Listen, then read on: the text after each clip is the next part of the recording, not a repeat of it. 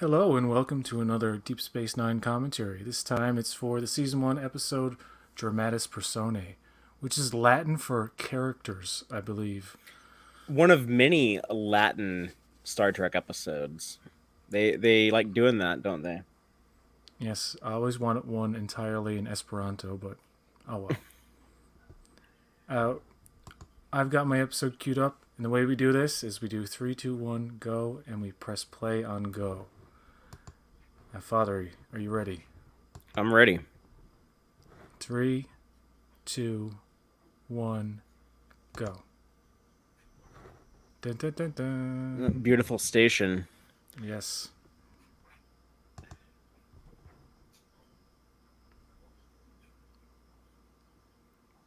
Commander, I just received word.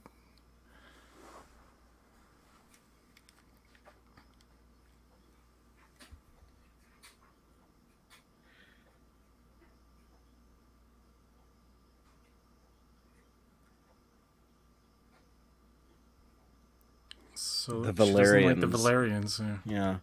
Cisco's like, isn't that big budget sci-fi movie that no one saw, but everyone said looked really cool? Oh, the Dane DeHaan movie. Yeah, I actually half enjoyed that.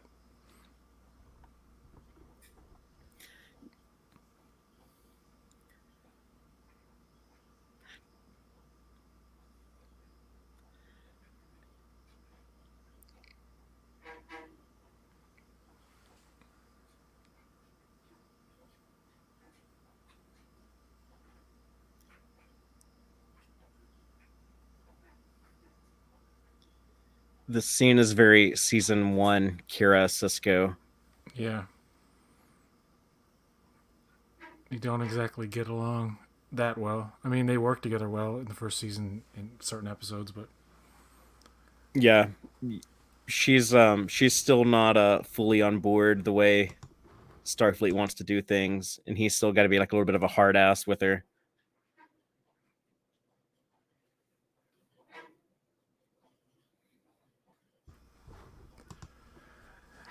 I have a thing with these season 1 episodes where I barely remember a lot of them, and I don't do the rewatch before I do the Mm. commentaries, but I will do that with the next season though. I actually consider this the most forgettable season one episode, and I'm not saying it's terrible or anything. I'm just it is not very memorable, and except for this moment, I've always enjoyed this. This is a cool little exciting opening.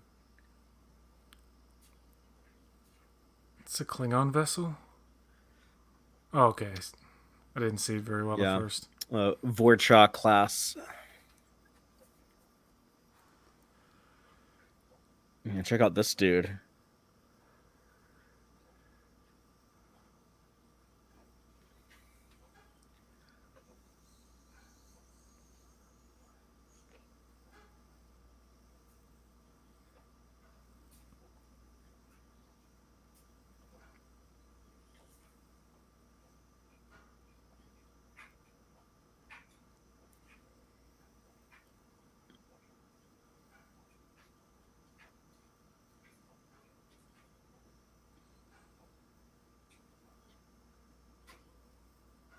He really said Kapla. That is the Klingon word for victory. Well, Klingons probably have like a bunch of words for victory. You know, if you're like in this type of battle, then this word is victory. Uh, I But bet you it was the Valerians. well, keep that dude in mind because that Klingon is like the only guest star in this episode. It's gonna largely just be the crew. This is one of the I'm sorry, like the normal cast, but this has got to be one of the cheapest episodes of Deep Space Nine ever made. And you know, there's a lot of bottle shows in season one, and that has to do with where they went so over budget in the first episode building the sets, and they got their money's worth. These sets are beautiful, but yeah, they had to do like a bunch of like really cheap episodes the rest of season one, and this has Yeah, got to be the cheapest.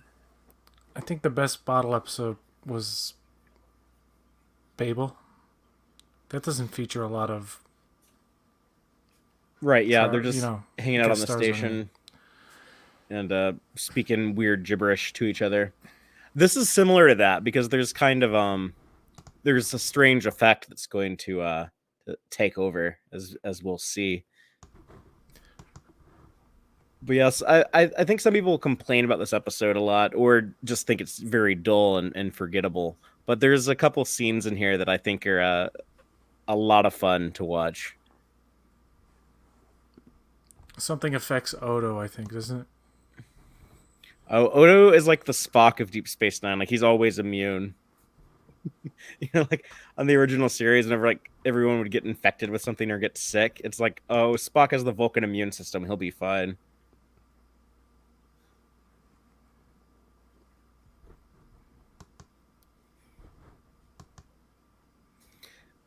Kind of like in Babel, where Odo and Quark were like the last two standing. Oh yeah.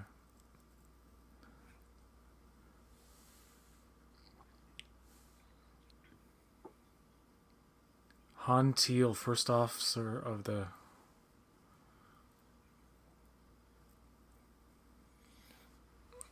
I hope they figure out what happened to his ship. Cause I'm It's real kind of an curious. exciting opening, though. Yeah, it's kind of a neat mystery.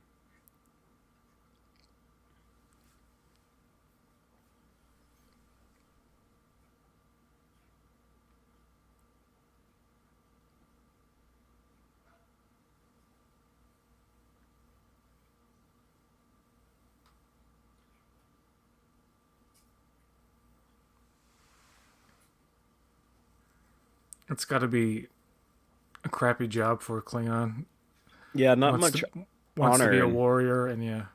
doing a bio But I was survey. but I always thought that in Klingon society, and they haven't really shown this in Trek much at all. I mean, we've seen Klingon scientists, but like just the intellectuals who don't exactly have that desire for, battle. Who actually what's that episode of TNG where it's a Ferengi, a Klingon? It's a Um, Doctor Crusher episode. yeah, it's like something like investigations or Yeah, she's been fired. She's telling Guinan what happened. Yeah, there's a Klingon. There's a female Klingon scientist in that one, but they always have to be stereotypical to some extent or another. yeah, Kara's not letting these Valyrians on. This actor is the kind of makeup he has. I call the gross face. Is when they do aliens and they just look really disgusting. There's only there's only so many things you can do. How many aliens like altogether have they dealt with in any given show? And they have to be humanoid. Whenever she says Dolomite, I think of Dolomite. The movie, Yeah, or My Name I Is haven't Dolomite I haven't seen that yet, but with Eddie Murphy. You haven't seen the Eddie yeah, Murphy one. it's actually pretty good. Yeah, I heard he like redeemed himself as a serious actor. Like he made up for Norbit and everything he's done since then. Yeah, it's his best role in since I guess Dreamgirls.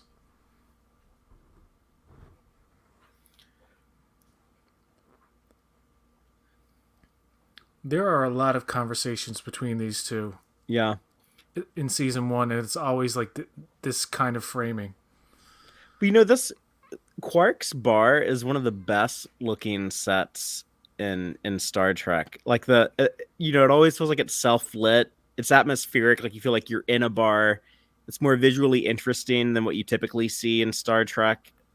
You see different levels too, like the people up in the second level and the sitting in the by the table. It has like a kind of club vibe as well. Yeah.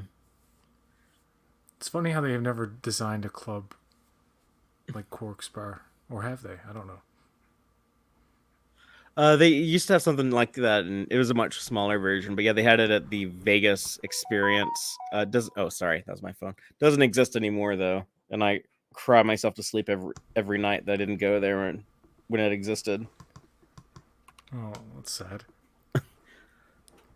But I learned a valuable lesson. I learned it's important to like do those types of things when you get the opportunity. So I try not to miss out on stuff now.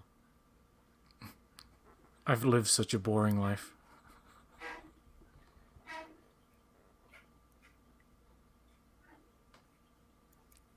You know, Odo's season 1 makeup. They've tweaked it a little bit here from at the beginning of the season, but still not quite where it will be. Yeah, they also changed Armin Shimerman's makeup from early on. He has a different kind of nose. I think that Like Ferengi makeup really holds up. Like the hardest thing with Odo's makeup is the lips. I mean, because that's like attached right to his lips. Much like oh no, you many. were right. Yeah, Odo is I forgot about this. I forgot about This Odo is dealing with that's this. Yeah. freaky. Yeah, that's trippy.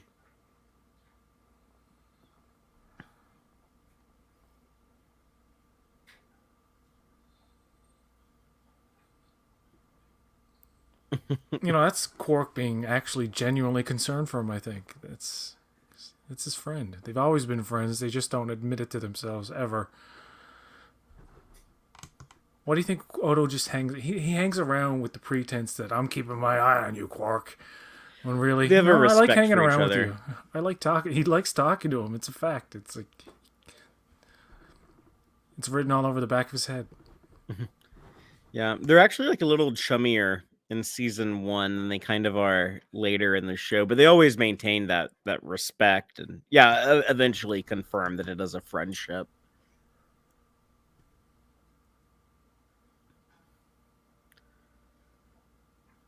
I have such respect, more so now than I did, before, for actors in this kind of makeup.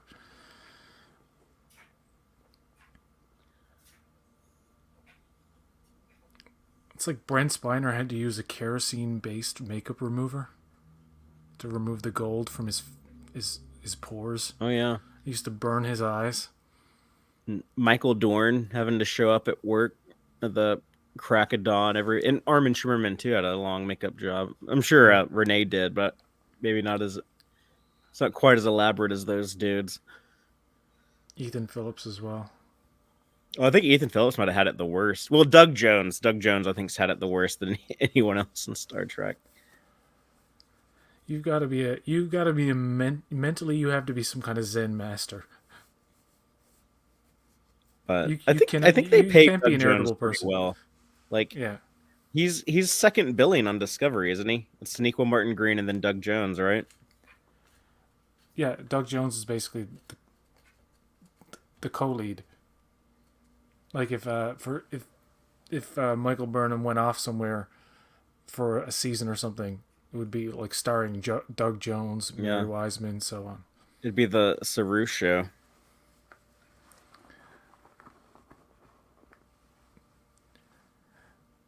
Renee Auberjonois. I love I saying that always name. I can't say it. I always have a hard time with the French names. I never knew how it sounded all the time I watched DS9 as a kid because I just never heard his name spoken aloud. I'm sure it had been said somewhere in an interview, but I never. So it was like Renee Arbor Jonas. That's what it was to me. Yeah, I say it like Renee Auberjonois, blah blah blah. Auberjonois. That's exactly it. It's you can say Auberjonois. Watch how Auber. weird It's Cisco it's gets like here. Auberjonois. Auberjonois. I Like, think. I don't fucking know. I'm not French. Sean would know though. oh yeah, he's probably There's such tension between them in season one, and this is a prime example right here. this is where they start acting weird. Yeah, So it's they're making me not on. quite themselves. But Avery Brooks goes nuts in this episode. It starts right here. Like he's slowly ramping it up. He's scaring me right now. Even like good. I'm like, oh, dude, you gonna kill me? There is something that's affecting them, right? Yeah. Okay. Because when you said they're acting weird, I was like, didn't know if it was Yeah, just so an awkwardly written scene or there is some. There always is something in Star Trek that makes people angry. Something happened with Riker and Picard that time in one TNG episode where they're yelling at each other or losing their composure. Like we're seeing Dax as being a little bit of a scatterbrain. She's not quite on top of her game. O'Brien's starting to be paranoid. So he's like, what if Kira and the Bajorans think they don't need us? Mm. He's getting paranoid. Kira's being extra militant. Cisco is being weird in his office trying to build his little clock thing or whatever he's working on. So I guess it's just I thought it was like they were all having a bad day. I was like, man, these guys haven't had their coffee. Oh You hear Jesus! O'Brien, yeah, he's getting kind of racist. I wouldn't get friendly with a native if I were you. Hoity farming potatoes. I always do that when I do Irish accents. I have to do like potatoes or leprechauns. I'm sure I have offended my own people. It's nice to hear like actual Irishmen in American TV and not just like a super terrible American attempt at an Irish accent. I loved O'Brien because to me he was the only person in Star Trek who sounded the most like not necessarily me. I don't have a strong accent, but everyone around me. And Yeah, while we don't have like people will often mistake Newfoundlanders in other places as people from Northern Ireland for some reason. I don't even know. But I don't know where Colomini's accent is from exactly, but it's like there's Dublin. times where he sounds just like a Newfoundlander. Actually, in fact, he played a Newfoundlander in a mini series called Random Passage, and he didn't have to change his accent. He just because in the movie he plays an Irish immigrant. So, Hmm. oh my god, Odo's like something not right with her. She's got that crazy look in her eye.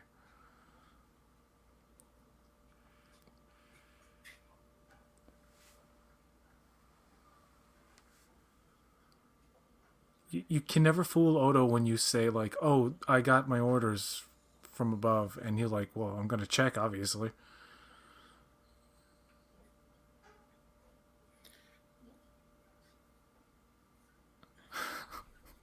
She's so Yeah, so yeah, really. now Come on now.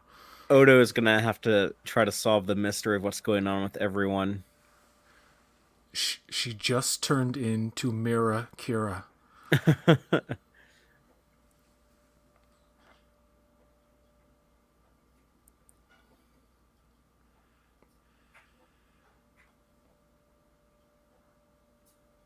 Oh my god, she's doing the thing with her arm and everything. Yeah.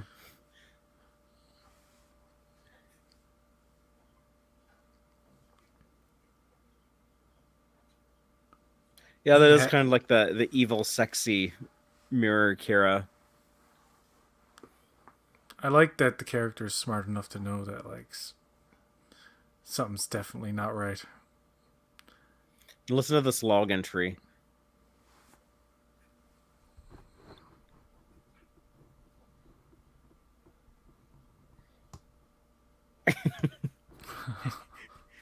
He's losing it. I like that old '90s TV static. Yeah, I mean, Wrath of Khan kind of set the precedent for that. Cisco's just so bored and disinterested. He's like, I just want to go It's back to just my office. See, look at him. He's about to fall asleep.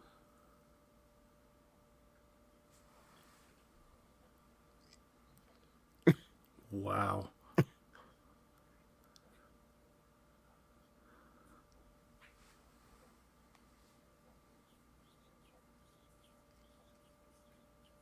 I like that look he gives her.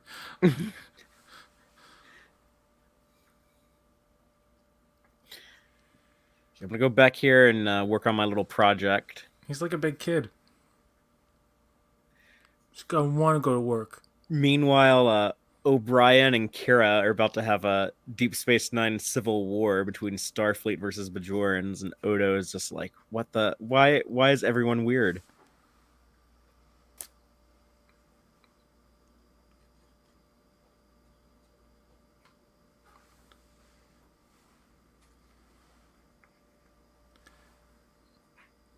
Do they say the word DS9 often? Because you don't hear it that much. Um, yeah. I feel like it's used basically interchangeably with Deep Space Nine.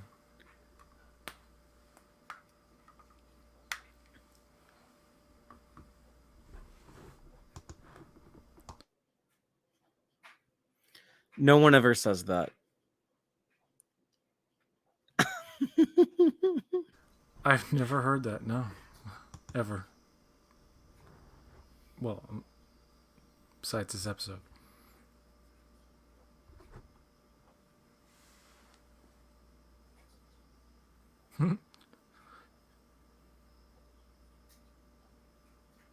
So I think Nana Visitor must have been like when she did the mirror episode later on in the show.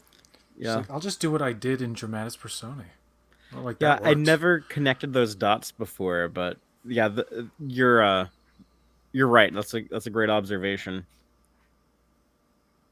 I like that drink. I want it. The blue stuff that's on top. I wonder what they're actually drinking. It's probably Kool Aid. You remember? I don't know if you remember in the 90s, they had this really bright blue Kool Aid. I think it was like blue raspberry or something. Oh yeah, I remember that being a thing. It might be like blue Gatorade too. You know, this is in standard definition, and I just noticed all the hairs out of place on Terry Farrell's head. Yeah, Just thinking of like, man, just the detail you would see if the negatives were scanned in high definition. I won't get into that, but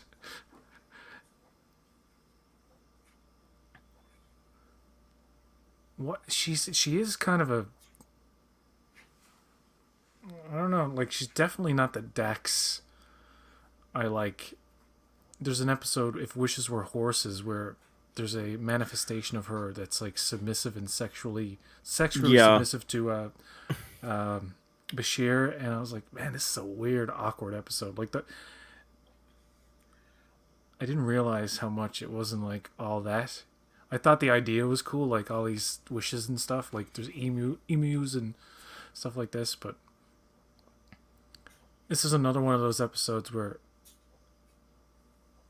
you have no idea what's going on until the very end. Like it's all explained in the last 10 minutes.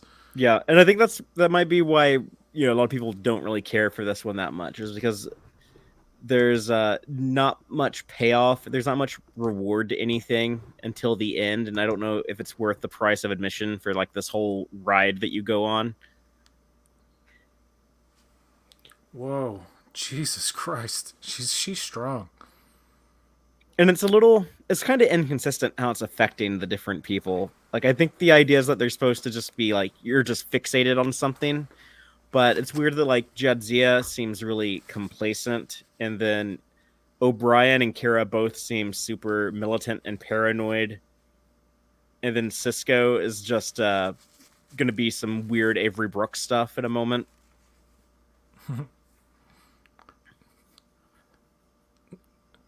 The 24th century neck brace.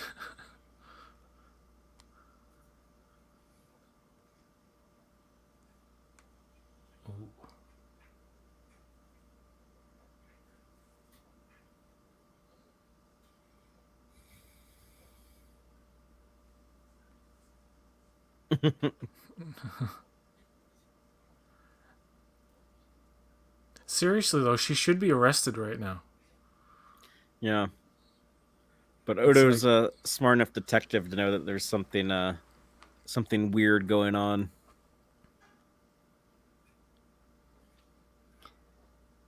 Yeah, they established the Detective Odo episodes in season 1. yeah. Um, he plays a part in Negus too. That's interesting.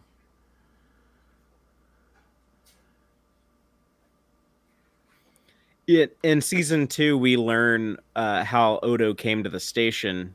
We get a flashback to his first day here, and we see he was actually Is that originally the episode hired by the. Tarak Noor?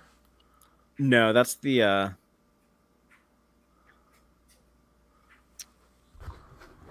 um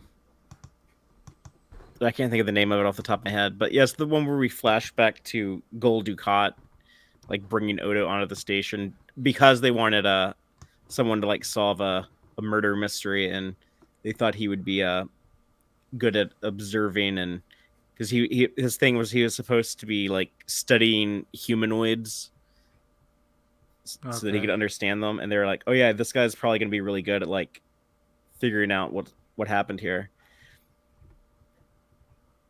No, we have Crazy O'Brien. He's like taking over Cisco's office.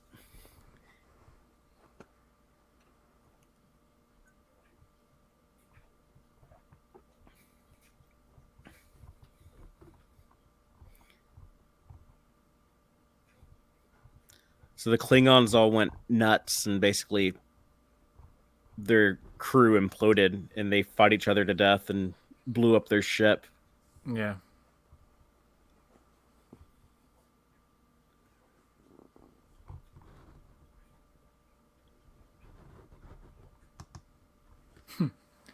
I love how paranoid he is. It's like I have all the answers.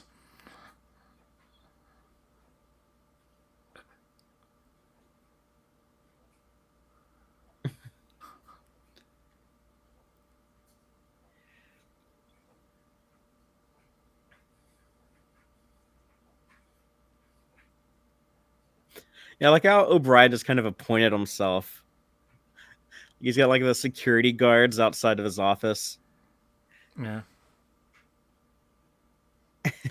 Necessary Evil, I think, is the episode you're talking about from season 2. Yeah.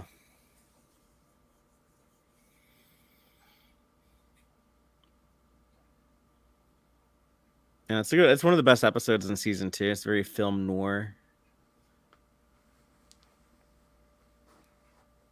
Yeah, look, it's like the O'Brien's Gestapo.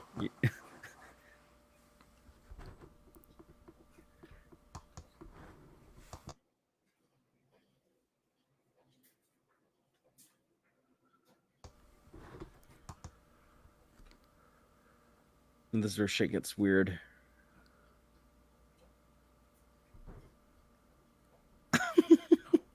Oh my god.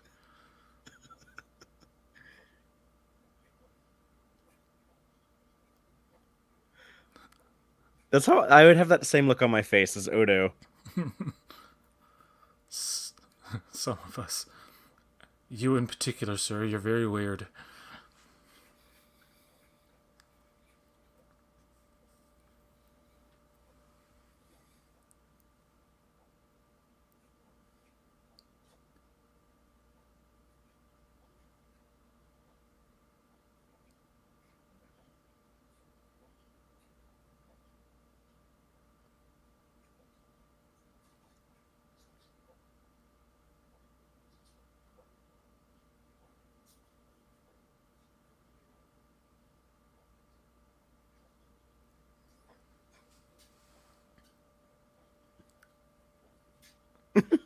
Oh my god. All work and no play make Jack a dull boy.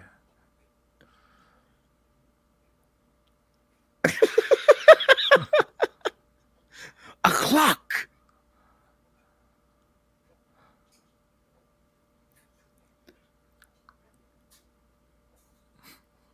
You've lost your marbles, sir. He's like, well, the commander's not going to be any help on this.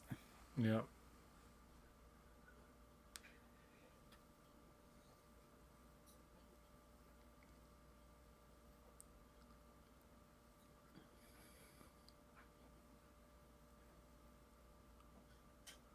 She's doing it. She's doing the exact thing. Yeah.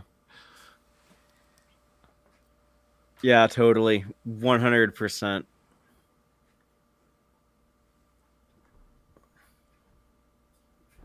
You know, a lot of people really like the intendant, but I know some people just don't like the mirror universe in general. Some people find her really annoying.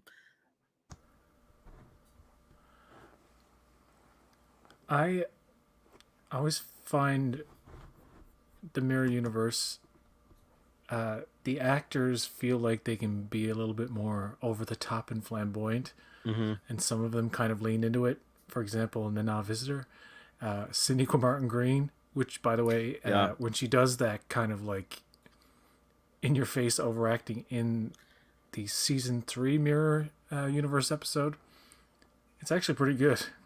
Well, It's like, go back to George Takei when he was Evil Sulu. Uh, he seemed pretty intense back in Mirror Mirror. yeah, he's cut too, man. And like no body fat. He's like, I need to take my shirt off. They're like, I bet you dudes were envious. They're like, damn, he's got like all this definition. Yes, he was very like he has that in that episode. He's not only shirtless and sweaty, but he has that look on his face of Yeah. just like pure, like it's like joy and insanity mixed in one. Yeah, he did not get much to do in season 2 of the original series. Whenever they gave him something, he took full advantage of it.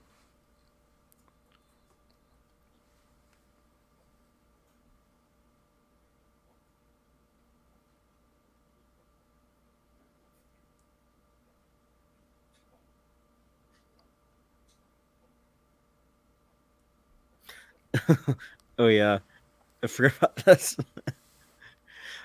So O'Brien cut off the phone to Bejor. Kira cut off the phone to Starfleet. Oh god.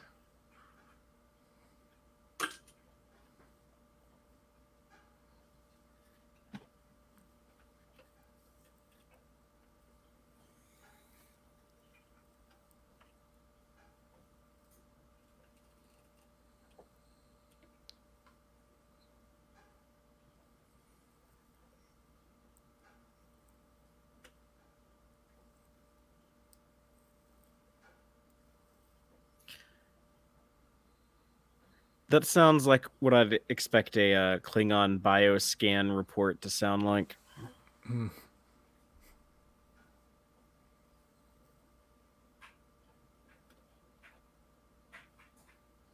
Sultan Ha. Oh, this is also more that season 1 of Deep Space Nine idea of weird things from the Gamma Quadrant coming to the station. Ah, yes. Like the aliens from If Wishes Were Horses. Weren't they from the Gamma Quadrant? Yeah, or in the game, or Tosk. Yep. Weren't God, Move Along Home, weren't those aliens Yeah, from the Gamma Quadrant? that's I meant Move Along Home, not the game as a TNG episode. No, Move Along Home. Yeah.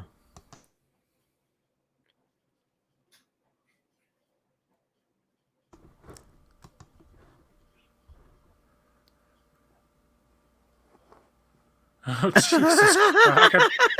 God, that was a jump scare. That was a legitimate jump scare.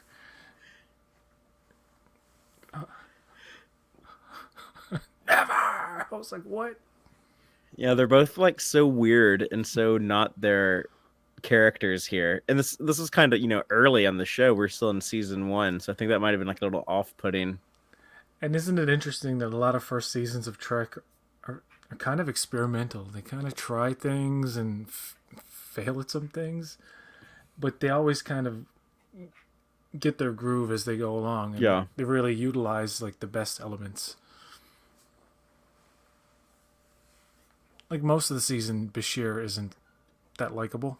I'll to be honest, and even in season 2, there are some episodes where I'm like, I don't care for his character, and then at some point it completely changes. I love his character. Yeah. At some But I point, think that might be that one might actually be a bit more intentional because I think they wanted him to be kind of annoying at first, and then they were able to, develop the character and give him an arc. hmm, Kind of like Dal in Prodigy now. He's an annoying little shit, but I think that's on purpose because they're going to make him get better someday. yeah. Or Mariner, a lot of people get annoyed with Mariner in Lower Decks. I also think like the writers and the showrunners discover what they like most about each character and how and what best suits the actor over time. Odo's pretty much the same throughout the entire show. He's like the one consistent character. The only well, he has an arc where he falls in love and everything, but Yeah, and he does like he does a great he job very early on. he also grows to be more comfortable in his own skin and kind of like accept his shape-shifting nature. These early seasons he sleeps in a bucket, but eventually like he gets his own quarters so he can have space to experiment and turn into different shapes and stuff. It doesn't change too much. Yeah, it's weird that the shapeshifter is kind of the most consistent personality. He has the most solid personality. Clever. Oh, I dropped something. It's weird living in this era where any of these characters could come back. It's possible, next year we see anyone could just have like a cameo in one of the 5 Yeah. Star Trek shows that's out there. It's tragic that we'll never have more of Renee's Odo, but he gave us so much, 7 years of great performances. Yeah. Is it explained why the doctor isn't affected? Or is it retroactively? Oh, he was genetically enhanced, so maybe that's why.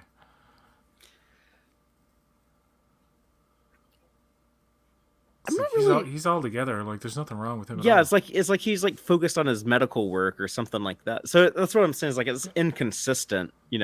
Mm. Even though like it has a very similar effect on O'Brien and Kira, it's kind of like no one else is exactly like that.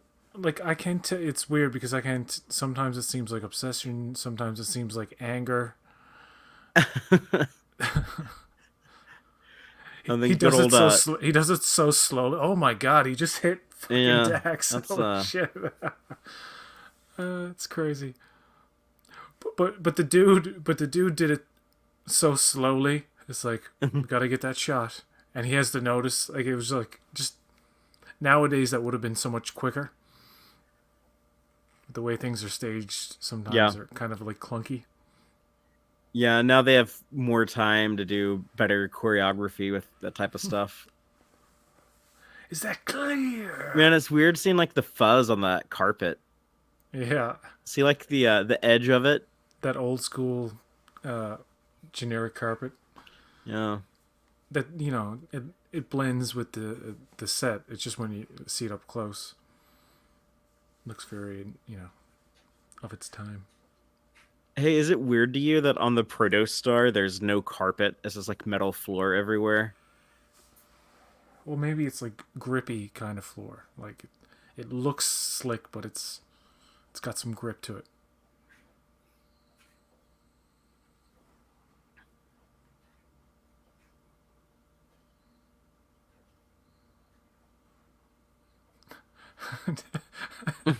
Tax is just like, She looks huh? high. She is high AF. She just smoked a bowl, man. Yeah.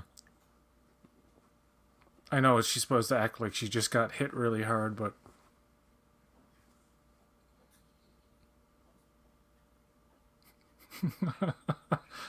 Where are they're they like holding they're like hands? they're like two guys on a serious LSD trip, and they don't know who they are or what the fuck they're doing, but they're existing in some kind of like fantasy that they created for themselves. Odo's yeah, Renee's really good in this.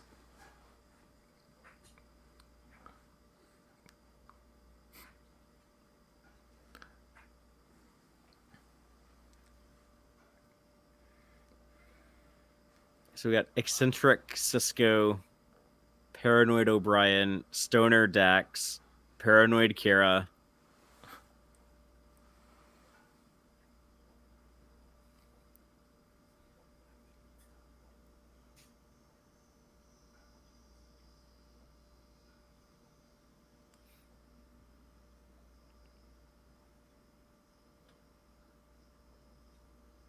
She's so dopey. And Terry Farrell said it was like very hard to play Dax early on in Deep Space Nine because she was only like 27 when she got the job, and she's supposed to play like this wise old elder in the body of this young woman. Yeah, She's she's like, got I the don't know how to play that. I'm 27. I don't have that type of life experience. and to give Terry Farrell credit, she really ended up making that character one of the greatest in Trek history. Yeah, When they show like all like there's it's like they didn't know what she was in the first season, and they just like, okay, she's this thing that's a symbiote, and there she is, and she's basically the object of affection for Julian for a good portion of it, and she does get better, and then she dies. I don't know how I feel about that. that's a whole. Oh, And I love spoilers. I love season 6 of DS9. That might be my favorite year of Star Trek ever.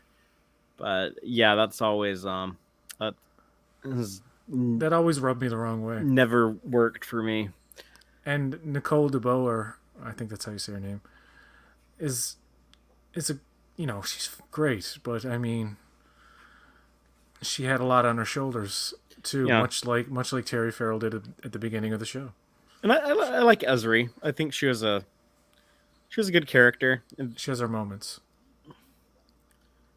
Season 7 is on par with, in some places, as with season 1, where it's just like it's kind of dull in certain episodes. It's only when it gets into the last part of it that it gets yeah, really good. there's last 10.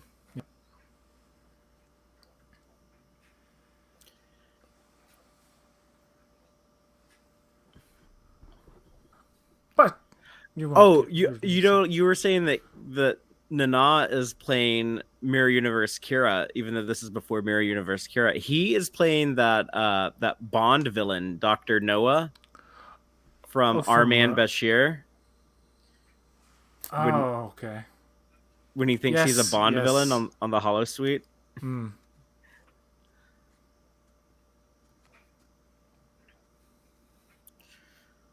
Okay, Odo fixed it.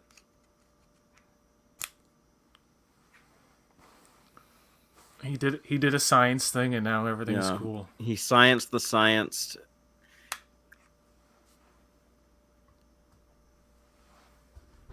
It was kind of a cheap resolution, isn't it? No, but this is kind of exciting. This is a neat climactic thing to do on your bottle show budget.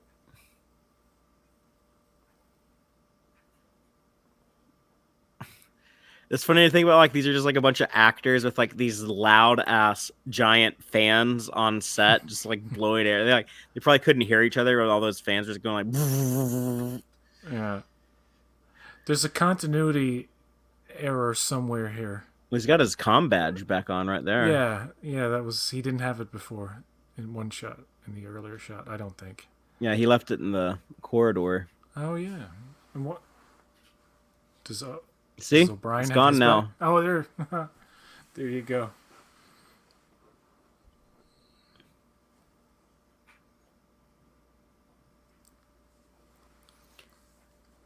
The telepathic matrix. Yeah, that's just floating around space now. It's one of those vague things that's okay. But now he's got like this cool clock to keep on his desk, and we do see this prop in future episodes. He's like, apparently so. Like he doesn't remember.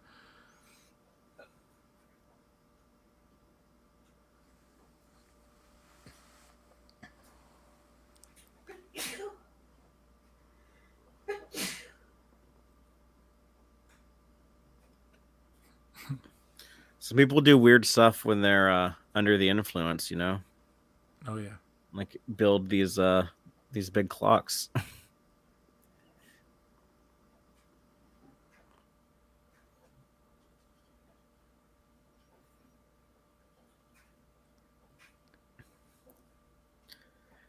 I mean, I got kind of drunk last night. And I just started cooking a bunch of pork. I had like some bacon and some pork chops and some ham steak. Now I have like all this leftover pork in my refrigerator to eat all week. I don't know why, but that's what I did.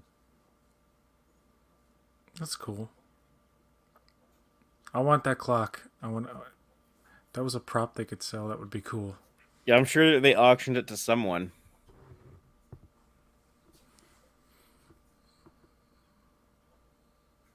What do you think of the end music? Do you think it's too fast?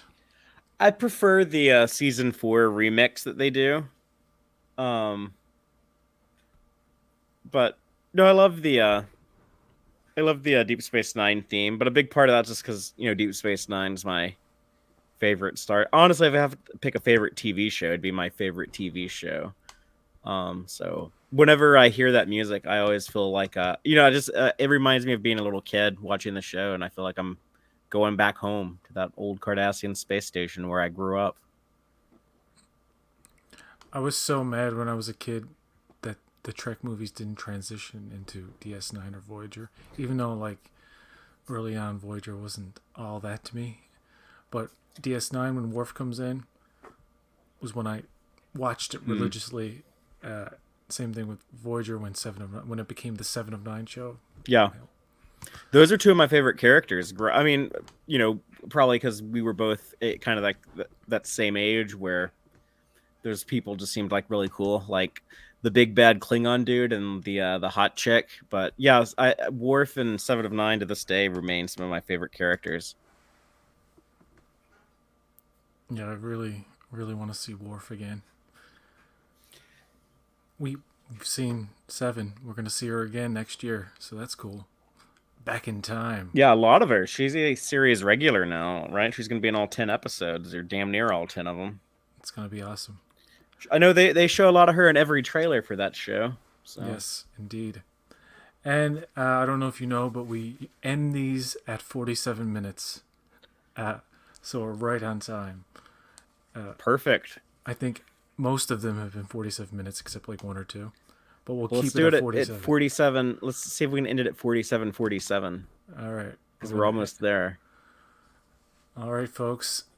Uh, thank you, Fatheree, for joining me. And until next time, live long and prosper.